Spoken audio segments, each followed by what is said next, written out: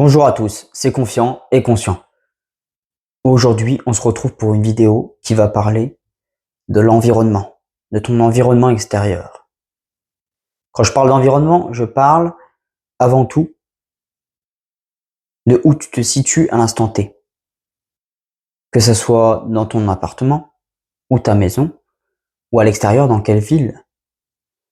Quel est ton entourage, ta famille, tes amis. Si tu as un chien, un chat, peu importe. Et aussi, bien sûr, le temps. Quel temps il fait.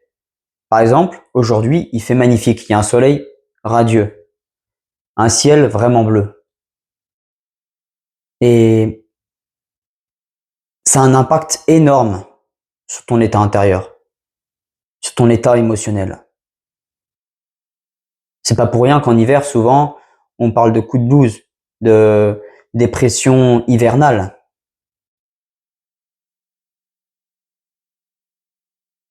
Au début, je me rendais pas vraiment compte que l'hiver avait un impact énorme, qu'il avait un impact énorme sur mon humeur. Et petit à petit, j'ai vu qu'il y avait des appareils qui se vendaient de luminothérapie pour aider à apporter notre dose de soleil, entre guillemets, pour la sérotonine, la dopamine et toutes ces bonnes hormones. Donc j'en viens au fait. Qu'il fasse beau ou qu'il n'y ait pas de soleil, que ça soit nuageux ou autre, ça, tu ne peux pas y faire grand-chose, malheureusement. À part habiter dans un autre pays où il y a du soleil toute l'année. Ça peut être une idée, pourquoi pas, à voir. Mais tu ne peux pas forcément dépendre tout le temps de ça. Tu es obligé d'apprendre, du moins si tu le veux vraiment, d'apprendre à modifier ton état intérieur et à être le plus souvent possible, voire constamment, de bonne humeur. C'est sûr, ça fait beaucoup plus plaisir quand tu as un soleil comme ça. Tu te sens beaucoup mieux, automatiquement. C'est normal, c'est normal. Mais pour ton environnement qui est, par exemple, de tes amis, si tes amis ne te correspondent plus, si tes amis ne vibrent plus sur la même fréquence que tu vibres actuellement, moi, c'est mon cas. J'ai un groupe d'amis que je connais depuis plus de 10 ans, avec qui à l'époque on s'entendait super bien, on avait les mêmes sujets de conversation, on était sur la même fréquence. Mais maintenant, je ne me sens plus aligné avec eux. Je me sens plus en accord avec eux. Je n'ai plus du tout les mêmes sujets de conversation. Je suis devenu une autre personne. Je ne me vois plus continuer avec eux à, à rester avec eux, souvent faire des soirées avec eux ou autres, des sorties, constamment.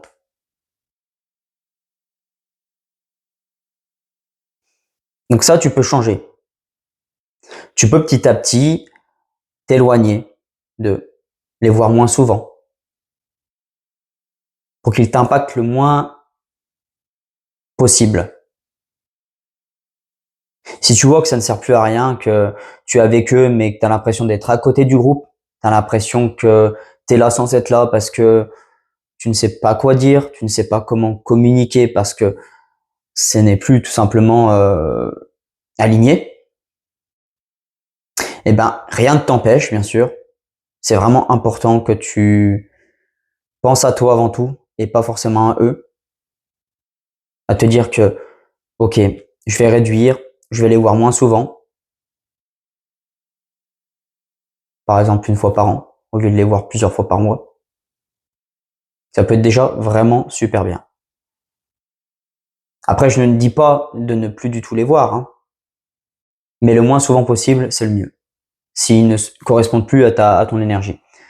Donc après ça, tu peux changer. Et petit à petit, te trouver de nouveaux amis, de nouvelles personnes, de nouveaux... On peut envisager ça plutôt de nouvelles... oui, c'est ça. Soit des hommes qui sont vraiment alignés à ton énergie. Par exemple, si tu fais la rétention séminale comme moi, tu voudras sûrement être avec des hommes qui sont plus masculins qui te permettent de monter et pas de te redescendre constamment. Des hommes qui te montent vers le haut et qui toi aussi tu peux les monter vers le haut, car on a tous quelque chose à apporter à l'autre que lui, il n'a pas. Chacun a ses avantages et ses défauts. C'est ça la vie. Donc pour ça, tu peux changer. Ça, c'est relativement simple. Par contre, pour ta famille, si t'es tombé dans la mauvaise famille, par exemple, bon, il n'y a pas forcément de famille qui est meilleure que d'autres, mais dans certains cas, ça peut être très compliqué. Dans ce cas-là, tu peux pas y faire grand-chose. Je veux pas dire non plus que tu vas t'éloigner, que tu vas habiter tout au bout du monde pour ne plus voir ta famille, parce que les liens du sang, ça reste très important. Si tu es né dans cette famille, si tu as tel ou tel parent, tel ou tel frère et sœur, c'est bien pour une raison précise. Moi, je pars du principe que quand tu as été incarné sur Terre, tu as une mission de vie, tu as des parents qui ont été choisis, des frères et sœurs, peu importe, et c'est que tu as un travail à faire avec eux. Soit des choses à résoudre, par exemple, à réparer une relation avec tes parents.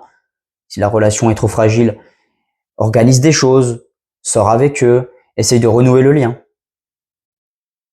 C'est vraiment ultra important. Quand je vois des familles, des gens qui s'entendent pas, absolument pas, qui se haïssent, et qu'à la fin de leur vie, au moment où ils vont mourir, ils vont se dire mais pourquoi j'ai fait ça? J'aurais dû faire ça différemment. J'aurais dû leur dire que je les aimais vraiment, au plus profond de mon être. Et le regret, après, il est tellement intense, juste avant ta mort, que j'imagine pas la douleur que tu puisses ressentir. C'est pour ça que maintenant, je pars du principe que si j'ai quelque chose à dire qui peut vraiment aider quelqu'un de ma famille, et s'il peut vraiment l'accepter en tant que tel, qu'il est prêt à l'entendre, je lui dirai.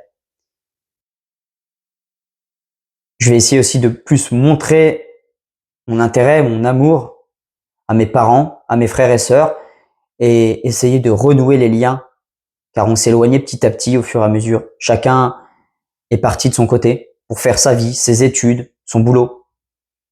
Et le contact est plus vraiment là, comme il l'était à l'époque quand on était enfant. Donc ça, j'essaye de renouer petit à petit avec ça.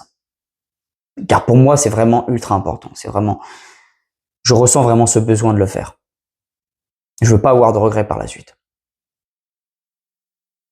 Voilà. Donc pour la famille, oui, ça, tu peux pas t'en débarrasser, hein. Il faut vraiment en prendre soin un maximum. Après, si c'est vraiment compliqué et que tu as eu quelque chose de vraiment très traumatisant avec ton père ou ta mère, par exemple, quelque chose de très violent, et que cette personne qui est en face, ce membre de ta famille ne veut pas accepter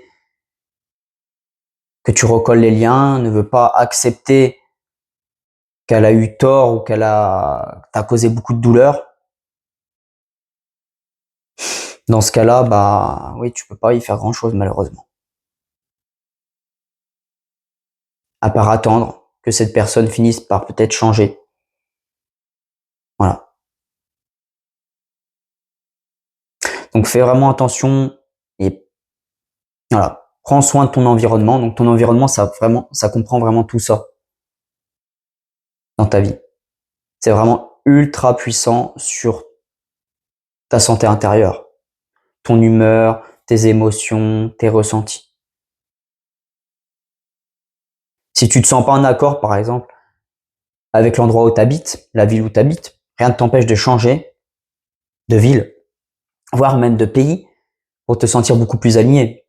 Ça, c'est quelque chose qu'il faut que tu envisages vraiment, et que moi, j'envisage vraiment, moi, je l'envisage à court terme, de changer d'endroit pour être beaucoup plus aligné avec mes nouvelles valeurs, et que ça m'ouvre beaucoup plus d'opportunités par la suite. Beaucoup plus d'opportunités. Donc vois ça plutôt comme ça, vois plutôt les opportunités et plutôt ce que ça t'apporte, que le fait de te dire ok mais je peux pas faire ça, non c'est pas possible parce que non c'est pas possible. C'est vraiment que La perception que tu as de toi et du monde, c'est ça qui change tout.